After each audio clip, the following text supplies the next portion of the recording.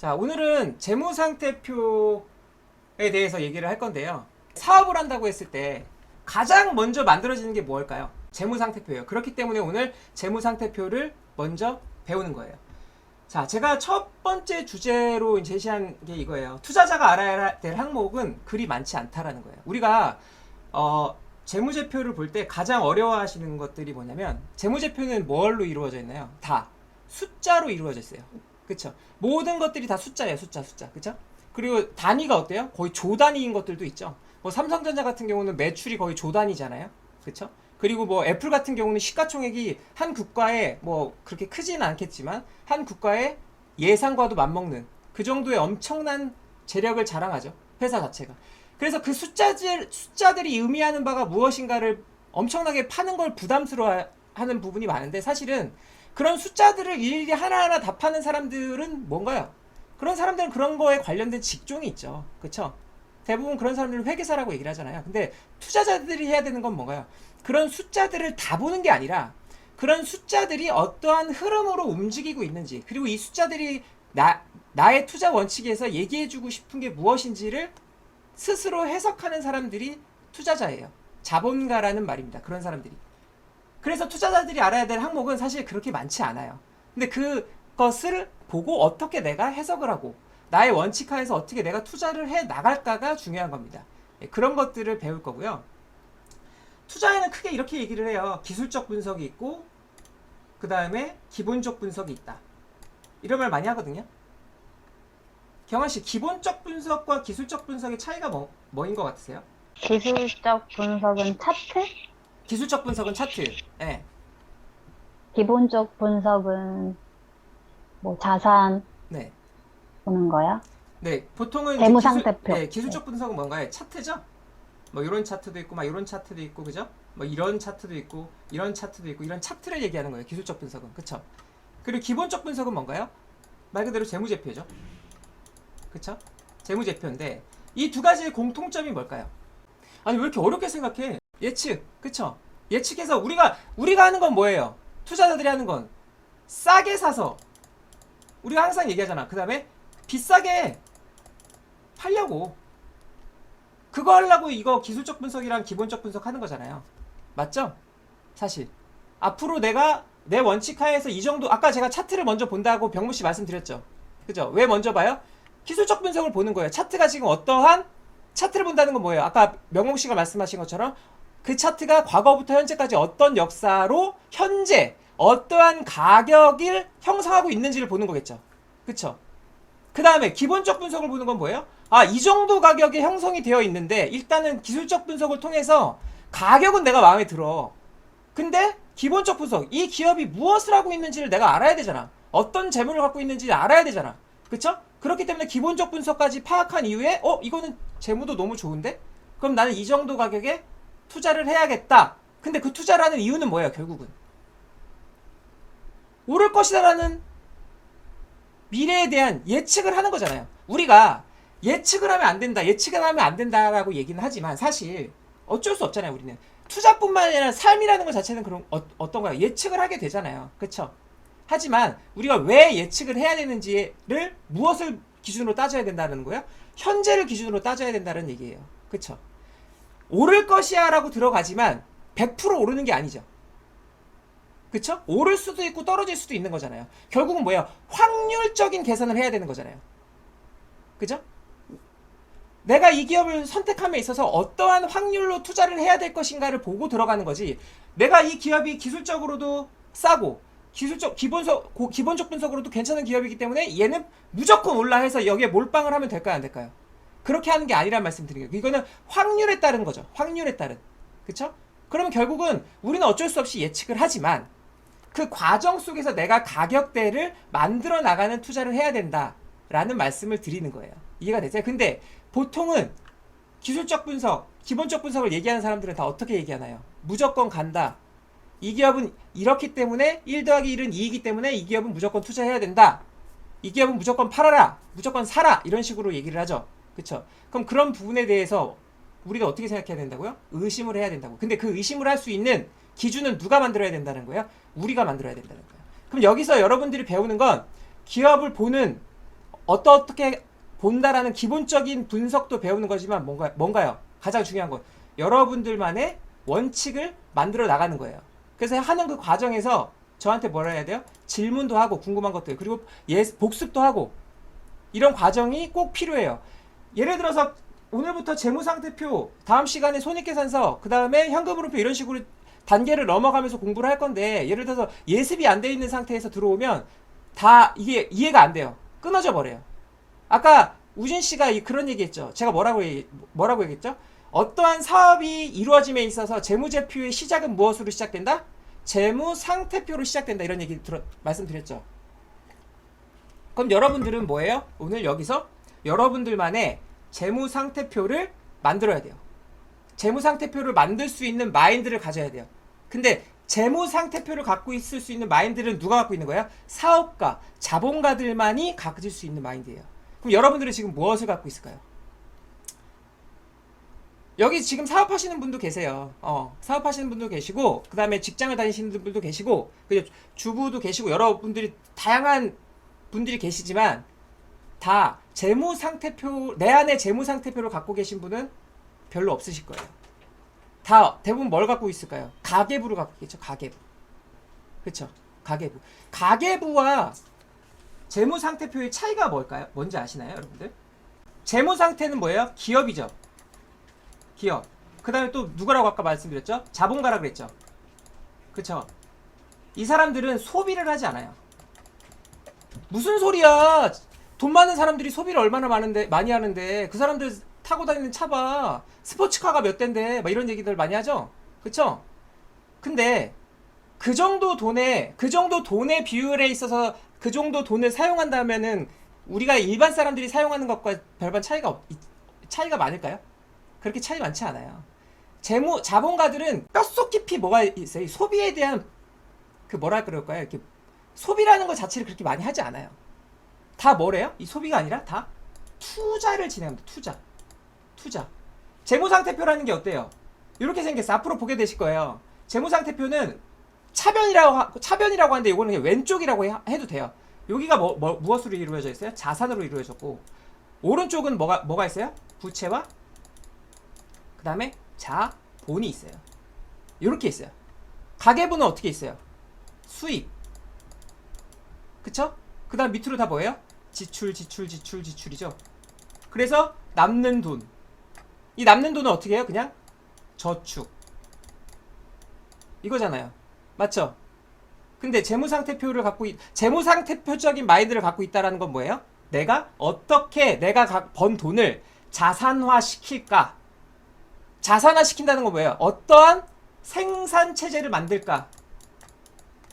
생산체제를 만든다는 건 뭐예요? 어떠한 수익을 낼 수 있을까? 이 수익이 다시 어떻게 들어와요? 나에게 다시 들어오는 거예요. 이게 어때요? 이 안에서 끊임없이 계속 도는 시스템? 그게 재무상태표입니다. 하지만 가계부는 그런 게 없죠. 생각의 질부터가 다르죠. 그쵸? 지출이라는 건 없는 거예요. 그럼 내가 만일에 무언가를 산다고 했을 때 이거는 지출인가 나를 위한 건가를 생각을 해봐야겠죠. 그러면 우리가 아까 말씀드렸던 것처럼 지금 여기서 말씀드렸던 것처럼 자산에는 그럼 뭐가 있을까요? 자산에 부동산. 오케이. 또 주식, 채권, 주식. 원자재, 채권, 그 다음에 원자재. 그래요. 맞아요. 또 원자재를 그냥 제가 재화라고 할게요. 자, 재화. 그 다음 또 뭐가 있을까요? 지적재산권? 지적재산권. 좋아요. 네, 지적재산권. 또 자, 딱 이게 다예요. 맞죠? 우리 여기 지금 솔직하게 말씀드리면 여기 주식 배우러 오신 거잖아요. 그쵸? 근데 저는 여러분들에게 주식만 가르쳐주고 싶지가 않아요. 케미는 주식만 잘하는 사람으로 만들고 싶지 않아요. 케미가 원하는 건 뭐예요? 아까 말씀드렸던 자본가의 마인드를 가진 사람이 되기를 원하는 거예요. 근데 그것을 이 주식에 빗대어서 설명을 드리는 거예요.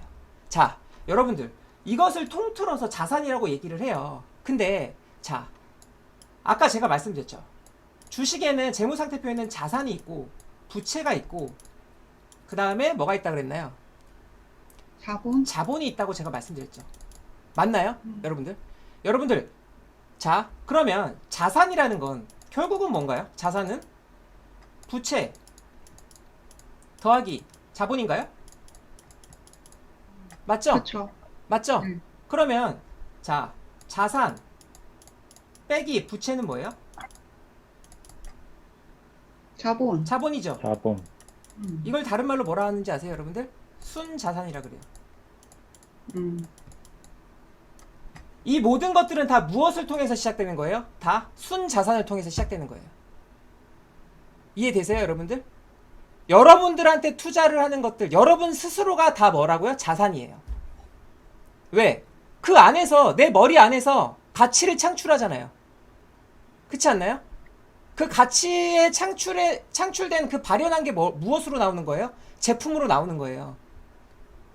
맞죠, 여러분들? 그럼 여러분들이 스스로에게 지출이라고 생각하지 않고 이것은 나를 위한 투자라고 생각하는 것, 스스로에 대한 투자를 나는 해 나가고 있는지 없는지를 판단하는 것, 이거는 굉장히 중요한 거겠죠. 내가 어디를 놀러 가도 그냥 놀러 가는 게 아니라 무언가를 나를 위한 투자라고 생각을 하고 거기서 무언가를 다른 생각을 나의 의식을 계속 고취시킬 수 있는 생각을 갖게끔 바뀌는 것, 그게 나의 순자산의 가치가 계속 올라가는 거예요.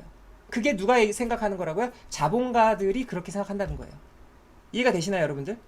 그럼 여러분들은 여기 있는 모든 분들은 다 순자산들이에요. 다 가치를 갖고 있는 사람들이에요. 근데 왜 우리는 자꾸 우리의 가치가 이렇게 큰 가치를 갖고 있는데 왜 자꾸 나의 가치를 저평가시키냔 말이에요. 왜 하락시키냐는 얘기예요. 나의 가치를 계속 키워야겠죠.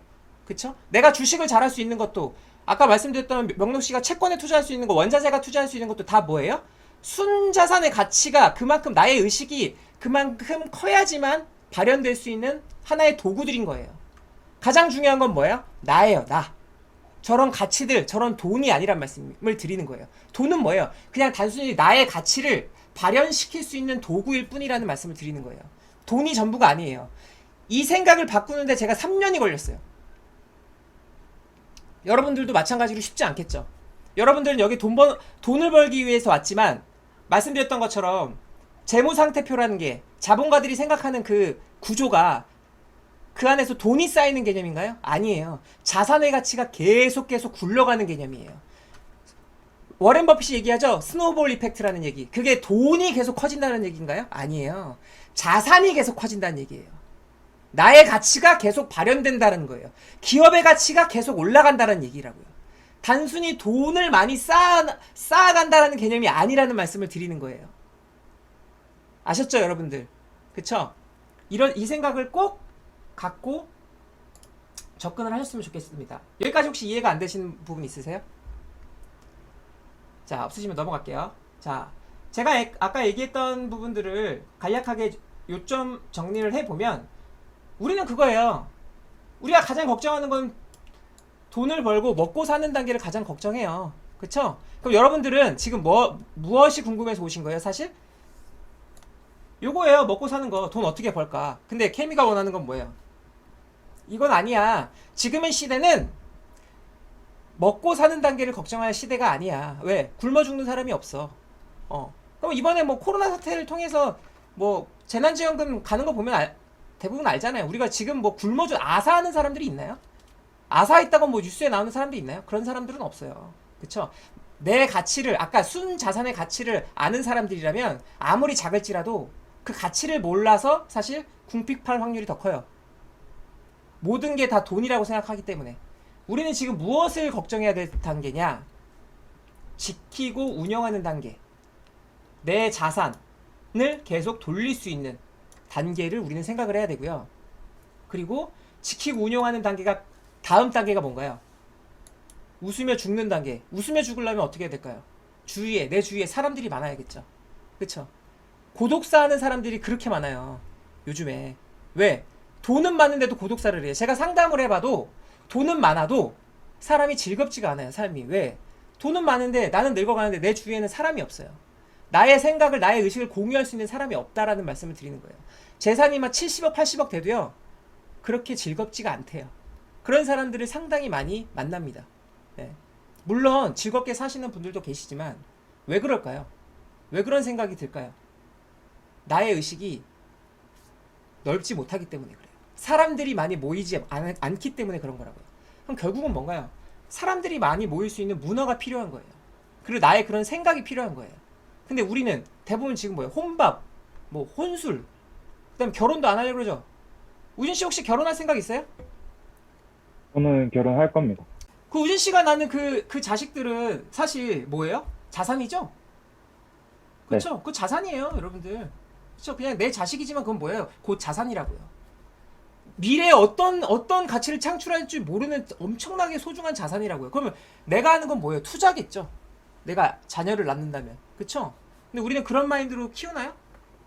아니 그래서 돈 많이 벌라 이런 거 아니에요, 여러분들. 이런 생각을 가질 수 있는 사람으로 키워야 된다는 말씀을 드리는 거예요. 그쵸? 그럼 우리는 이 1단계와 2단계와 3단계를 다 케미를 통해서 배워 나가시길 바라는 거예요. 그래서 우리는 지금 뭐라고 있나요?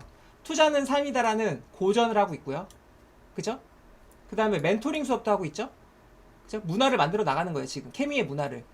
그 다음에 지금 하시는 기초학습. 이 기초학습은 뭐예요?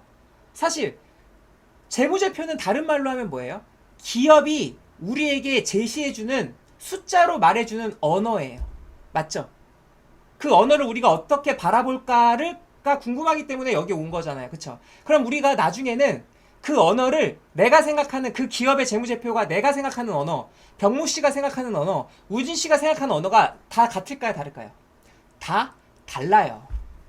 다 달라요. 나는 이 기업이 되게 좋게 보일 수 있어도 우진 씨는 되게 안 좋게 보일 수가 있어요. 그러면 우리가 나는 좋게 보이고 우진 씨는 안 좋게 보이면 나는 사고 우진 씨는 안 사면 될까요? 그게 아니죠.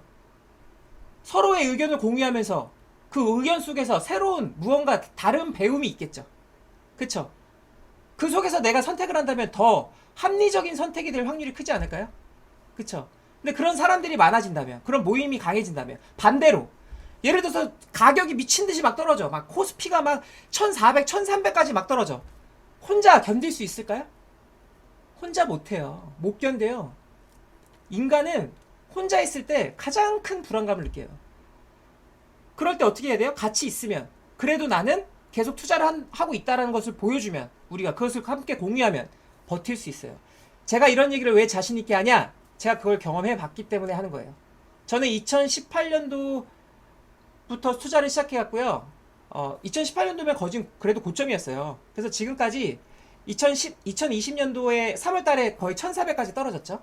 그쵸? 그리고 지금 3,000까지 넘는 정말 운이 좋았죠. 고점이 어딘지는 아직 몰라요. 그쵸? 우리가 고점이 어딘지는 일단 가봐야 아는 거잖아요. 그쵸? 하지만 저점은 경험했죠. 그쵸?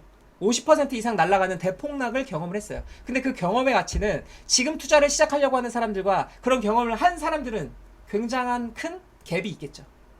기술적으로 내가 이 기업을 어떻게 정량적으로 잘 바라보는 것도 물론 중요합니다만 그 정량에 나의 과거, 나의 역사가 없으면 그 정량은 그 정량 안에 갇힐 수밖에 없다는 말씀을 드리는 거예요. 그러니까 투자는 뭘 해야 돼요? 지속적으로 꾸준하게 계속해야 돼요. 그 과정 속에서 고점도 경험해보고 저점도 경험해봐야 됩니다. 이게 최현실 선생님 같은 경우는 저점 경험해보셨잖아요, 저랑. 그죠? 그리고 지금 해나가는 과정에서 과거보다는 마음이 어떠세요? 좀 더 많이 편해지셨죠? 그쵸? 아니, 이렇게 말씀드리고 있는데, 아니요, 더 불안해요. 뭐 이러실 수도 있죠. 근데 요즘 보면, 선생님 매집했다 그러고 이런 얘기 들어보면, 너무 뿌듯할 때가 많아요. 왜? 제가 뿌듯한 건 뭐예요? 사람이 바뀌고 있다는 게 보일 때. 계속 매집을 하면서, 나의 원칙을 만들어 나가고 있다는 게 보일 때. 그 금액이 아무리 작더라도. 그 원칙을 만들어 나간다는 게 보일 때 굉장히 큰 감동을 받습니다. 개인적으로. 제가 하는 이 일이, 보람되는구나. 굉장히 큰 의미를 갖고 있는 거구나. 근데 이런 분들이 점점점 넓어지면, 많아지면, 뭐가 만들어지나요? 보편성이라는 게 생기겠죠. 그리고 문화가 생기는 거예요. 그쵸? 그럼 그 안에서 케미의 언어가 생기는 거예요. 그쵸? 여러분들 진짜 위대한 사람은 자기만의 언어를 갖고 있는 사람들이에요. 언어가 없기 때문에 다른 사람들한테 휘둘리는 거예요. 그러니까 저 사람 말이 맞다고 생각하는 거고요. 근데 나의 원칙 하에서, 내 기준 판단 하에서 나의 얘기를 하는 사람들, 나의 얘기를 은유적으로 표현할 수 있는 사람들은 투자에서 절대 실패할 일 없어요, 여러분들. 그 현상을 어떻게 바라볼 수 있느냐 없느냐가 투자의 성패를 가르는 가장 큰 하나의 방법론이에요. 단순히 그냥 정량적으로 ROE가 높네, 뭐 PER이 낮네, 뭐 부채가 높네 낮네 이런 거보다 훨씬 중요한 거라는 말씀을 드리는 거예요. 이해가 되시나요? 네. 그게 지금 우리 케미에서 가장 높은 사람이 소장님이잖아요. 그쵸? 그런 것들을 롤모델 삼아서 우리는 배우는 거예요. 계속.